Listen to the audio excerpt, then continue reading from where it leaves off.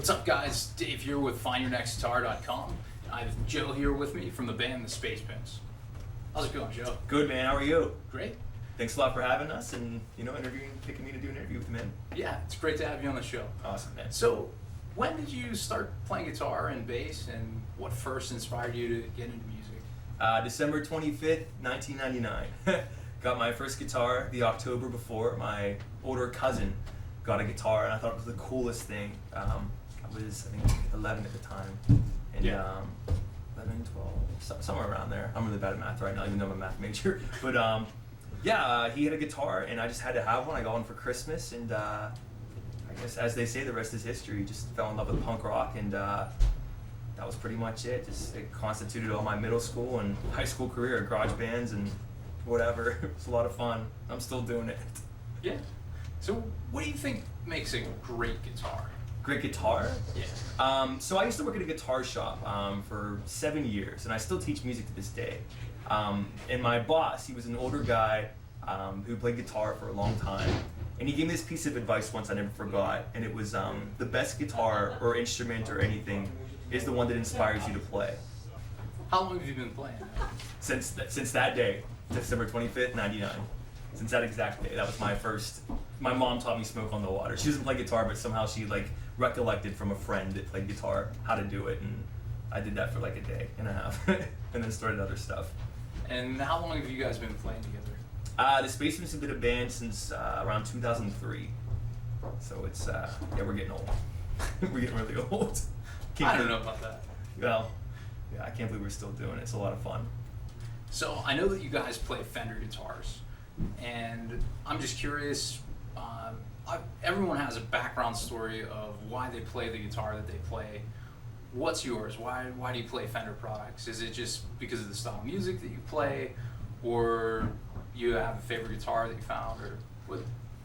Definitely, there are bands that precedented that. As disciples of pop punk, look at bands like Blink. The Fender Tom DeLonge Stratocaster, which everybody in the band basically has one, except for our drummer, of course. We were talking earlier about how we were a three-piece, and it's important for us to try and sound as full and bright as possible. So as far as pickups go, the Fender guitars run certain pickups that we really like, especially the long one uses the Fender Invader, which we like a lot, but we don't use it live. We don't really use it the long live. Rishi, our guitar player, plays, he has a Cyclone, a Tornado. He has a bunch of different kinds. The Invaders are awesome. Yes, they're rad. I remember a long time ago when I was a kid, some dude brought over his Les Paul and said, dude, mine is great, it has way more low end than yours. And I was like, dude, check this out. And I plugged mine in my Mesa Boogie, and more low end than Jennifer Lopez, dude. It's rad. I love the Invader pickup so much. But it's a one-trick pony at times. It's great for overdrive and distortion. Clean, I prefer something a little bit less hot. Yeah. Something a little bit more mid-range, I guess you could say. So it has a disadvantage, I guess you could say, for sure. Yeah. So for someone that's just getting started in a band, or someone that's just starting playing an instrument, what advice would you give them other than find something that inspires you to play? Practice. I teach a lot of students now at my shop, all ages, from 10, 9 to, my oldest student was 77. Wow. The older the students get, the more difficult of a time they have to find, appropriate practice time, I guess you could say. So the older students, I find they do not progress as much.